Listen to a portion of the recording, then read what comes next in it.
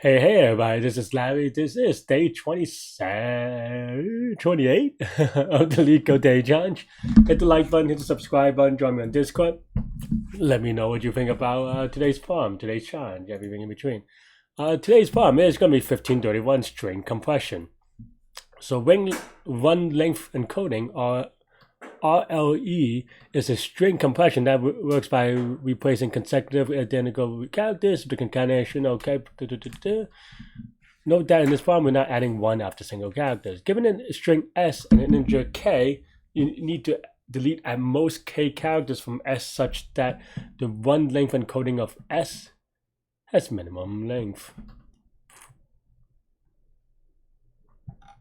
I feel like I've done a similar problem, but more recently. And I say that in a way that just reflects the 1531. So maybe this is a different version of the problem.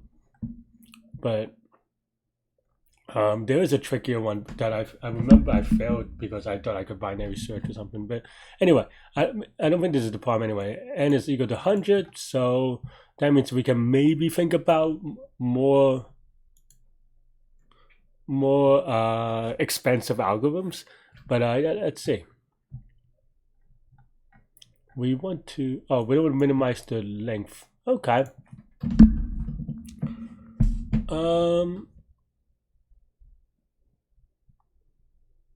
And K is the number of things we could delete. Is that it? Okay. Yeah.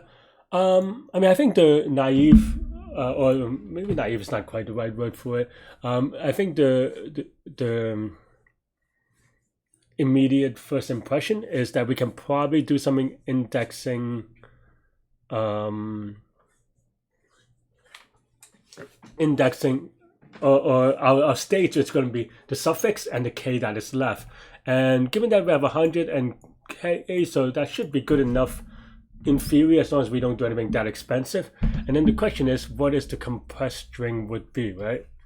I think one kind of funky thing about this poem is that to notice anyway, is that S or N is less than 100 or equal to 100, but because even if it's equal to 100, what I mean by that is that there are only two transitional states or whatever it's called.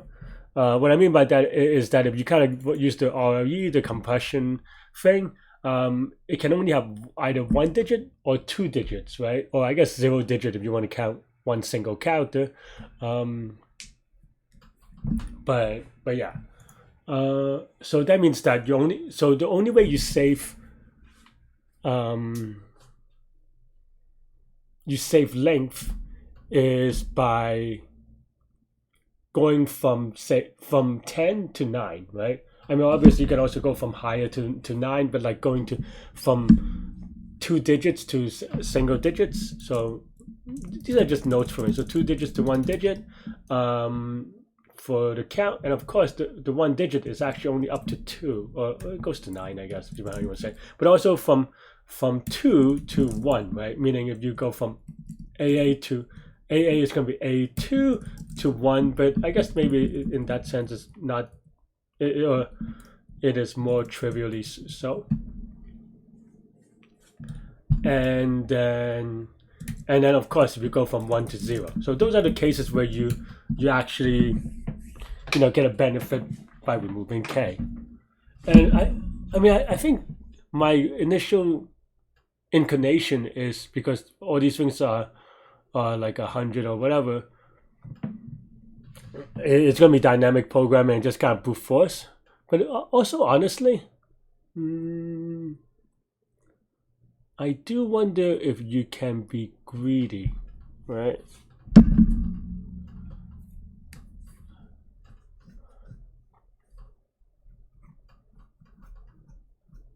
Like, it almost feels like you can do this with greedy, but I really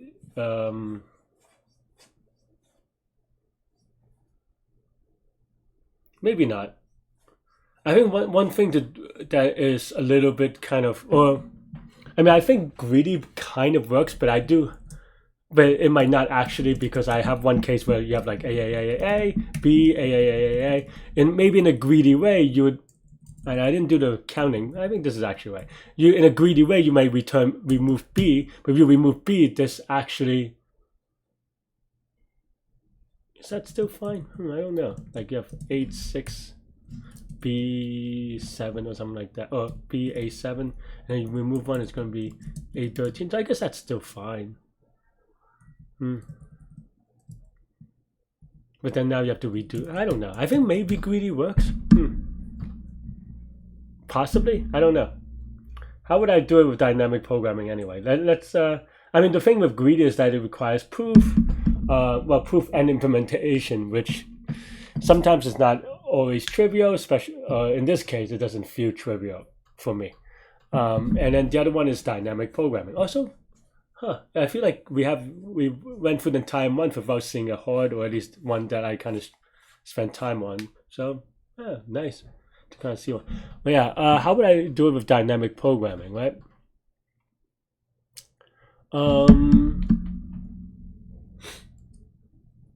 So okay, so there are a couple of possible states, but for example, you can do what was this? Get min or something. Let's just show get min. So we're going to say index and k left. This is to represent, well, the number of k left that we can remove, and index is of course the suffix that we're doing for this subproblem, right? And you know, and I know that usually I kind of jump into code and then I go over the complexity afterwards, which is a little bit not how I actually do things, to be frank, because I try to do complexity analysis before, because otherwise we're just wasting time if it's going to be too slow. But index goes from 0 to 100 or 0 to n, and of course k left goes from 0 to, technically it goes from 0 to also 100 or n or whatever. So yeah, and of course you can also bound this, right? Meaning that if you have because if you could calculate the length of the suffix and then k left, and then you could bound it by that in that way. But that's only like a minor constant thing. Like maybe it's twice as fast, or you know, you reduce half this state or something like that, right? What I mean is that if you have 5 characters left and your k left is like 20, you could actually bound that by 5 because you can remove all 20 anyway, right? So then it prevents you from recalculating some states. But that, like I said, that's only a constant thing. So this is going to be fast enough, because basically the idea we want to do is that we just want to, or at least the way that I'm approaching it, it's going to be keep and not keep, right? Or delete, I guess, is the other one. But of course, it's going to be a little bit tricky to remember what we're doing, right? So what I also want to do is just maybe like have a last character. And maybe this is 0 to 26. Maybe we could reduce this further, or 0 to 25 down and say, or you also may want to say maybe just like A to Z, right? Maybe that's a little bit clearer. And then the run, right? So run can go from, I guess, 0 to n as well.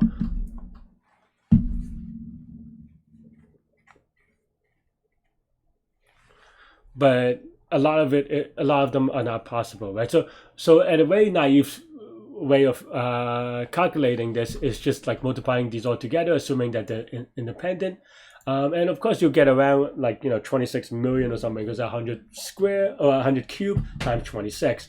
But a lot of these states are not possible, which is also one, I think I get this question a lot about when do you use top down, or, if bottom up is always better, why don't you use bottom up or whatever, more efficient that is. And this is actually one case where bottom up may not be as efficient because a lot of states are not possible, right? For example, if your input string is, like I said, that's the other one that we just kind of demonstrate this, right? Then, for example, it is impossible for last to be, even if you, for example, last cannot be equal to z, and one cannot be equal to like even n, right? Like, so, and even if last is b, one cannot be greater than, well, just 1, right? So those are basically like very self-constraining. When I think I talked about it in the past in general, when you talk about things that are self-constraining and kind of self-pruning, if you want to call it that, well, this would be one of them. So yeah, but now that we have this set up, and hopefully it should be fast enough, even though technically I don't have a tight proof about it. But as we said, if we bound k left, this would at least reduce this by half, and I don't know, a lot of these are just not possible states, so I don't know how to really worry about it per se. And in this particular case, actually, now that I just think about it, so it's not like,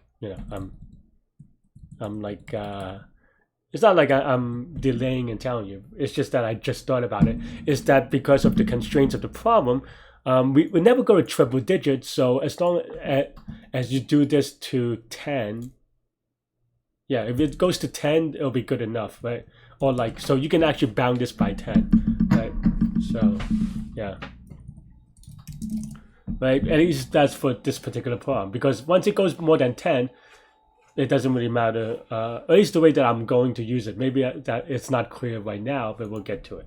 Okay, so let's go over the base case, base cases, right? So if index is equal to n, then we're done.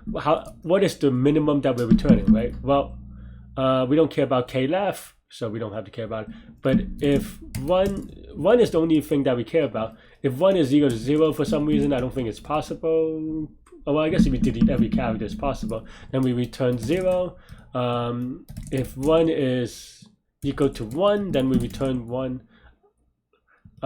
If 1 is less than equal to 9, then we return 2. And then else we return 3, right? Because this is like x12 or something. I don't know. 12 is just a random number. This is like x2. Well, what, x5 I wrote, but and then this is just like x, right? Yeah, so that's basically the idea. And then now, as I say, just do the keep delete thing. So then now the min is equal to, say, infinity, just sentinel value, nothing really meaningful. But keep, so what does keep mean, right? Keep means that we keep the character, so we don't use k. So we go to the next one. We don't use k, and then last is going to be this character, so s of index, and then the run is kind of maybe I need to separate that out, right?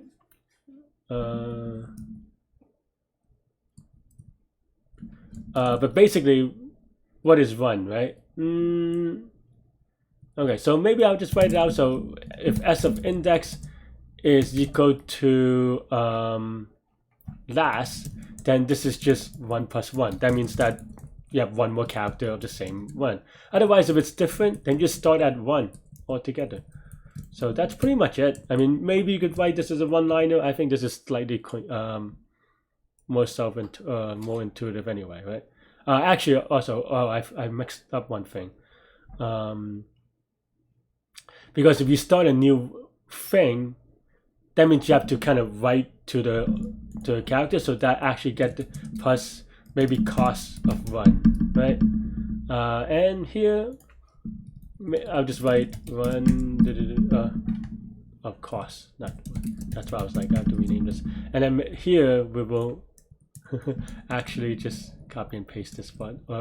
We'll rewrite it in here, so that here we can just return cost of run, and that's pretty much it. Yeah, because this is now we're starting a new character, right? So we have to kind of pay for the old one first, and then delete.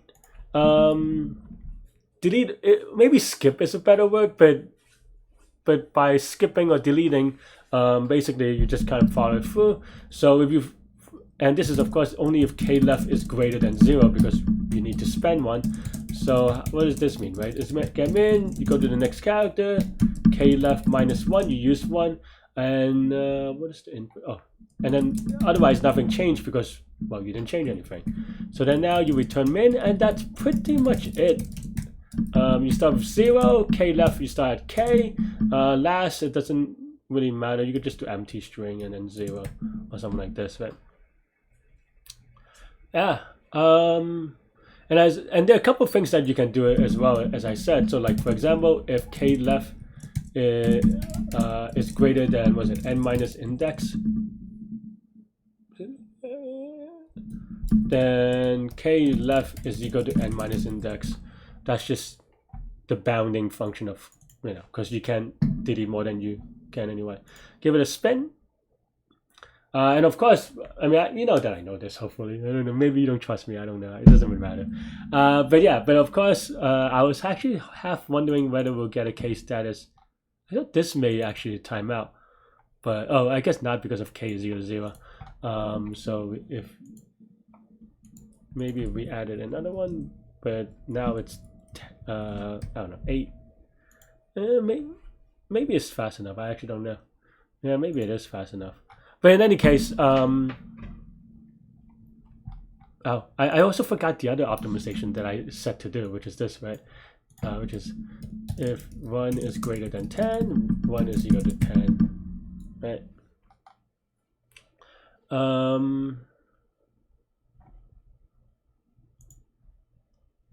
Yeah. So basically, well, what I was going to say is that, I guess I'll just put in the case.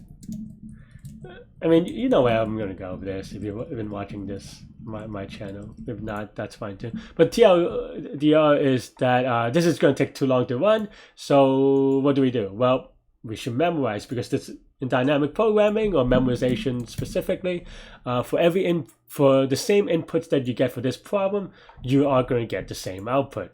And that means that, well, then why not save it down so that the next time you calculate the same input, you get the same output. And in this case, because of some of the things that we do, it may not even have to be a precisely same subproblem if they have the same answer, right?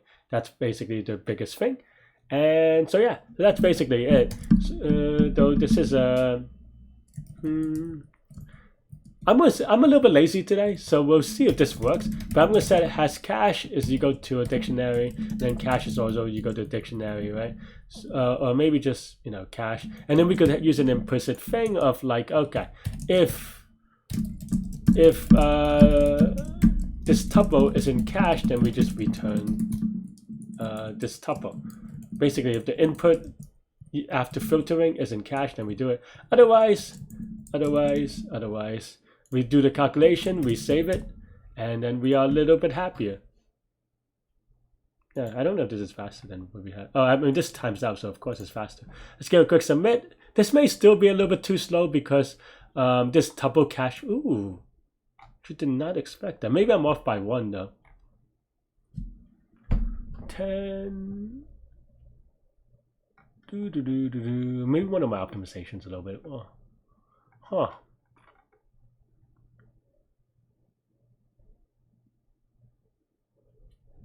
How do you have 4? Did I misunderstood this? Is this 100?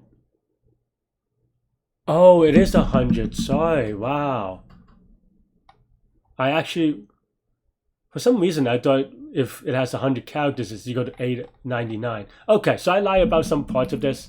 So, okay, so we have to at least remove this. Maybe we can think about, I mean, it's kind of such a weird thing, right? Because this only comes up if all the characters are the same. And so it almost feels like I should just special case it. And this is very particular for this problem. And it's just my mentor off by 1 actually, because I thought that if it has 100 characters, it'd be 899 or something. But this only comes up if k is equal to 0 and all the strings are the same. So that's kind of a really, really particular case, because you don't want to, I mean, you can also generalize this function by removing this, but it just costs so much more expense than other things that I want to just special case this, right? Because if k, and this only happens if k is equal to 0 and s or it's all the same character or something, then we return 4 because, yeah. Oh, did I? Well. This is why you basically you have no choice, then yeah. And you can maybe rewrite this as if k is equal to 0, you just kind of do a calculation on the RLE. But I don't know. Oh, that's the first. Oh, I was gonna say that's the first time I got a mistake, but apparently I have gotten other things before. I mean, this is the same idea. No, I mean this is basically the same, but I didn't C++ instead. This time I did in Python, but the complexity keeps on going up. Oh, except with this one, I did it the same way. I did it with the hack. Actually, that looks even almost the same. That is actually kind of crazy. But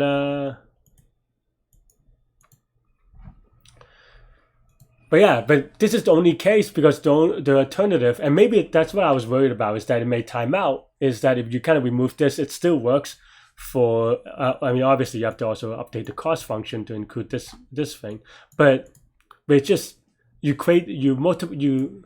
basically increase this state by like 9.9 times or something, right? Which is kind of like a crazy amount. So I don't know. And you can see that today at least the running time is a little bit better. Maybe better we do C++, but I got it right this time.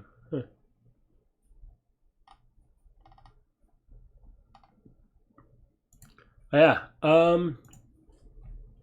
So what's the complexity, right? I mean, we already kind of alluded to it, though. Like I said, most of these states are not reachable. So this is going to be n times n times n times alpha, where alpha is the size of the alphabet. Because you only do all one operations for each of these states, that is going to be your time and space complexity. Yeah, that's all I have for this one. That's all I have for today. Let me know what you think. Enjoy the rest of the holidays. Stay good, stay healthy, to good mental health. I'll see y'all later and take care. Bye bye.